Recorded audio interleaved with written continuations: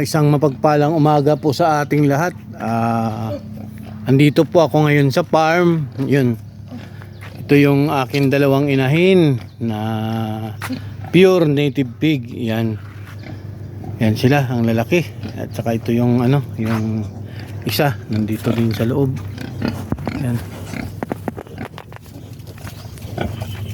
Yan. Bali pangatlo. Yan. Tsaka yung pang-apat na inahin. Yan, yung pang-apat na inahin. At meron siyang isa. Oh, dyan pa yung anak niya. Hindi pa nakasama dito sa mga kapatid niya. Ayan. Ayan, ayan yung iba. Oh. Ayan.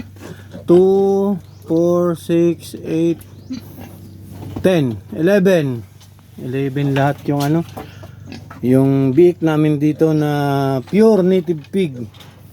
Yan, walay na po yan, walay na po. Ready na po yan for disposal by next week. Yan. Yan. Tsaka ito yung dalawa pa namin na na native. Yung isa niyan, boar, yan yung lalaki, at saka ito yung isa mo yung babae. Yan. Yan po.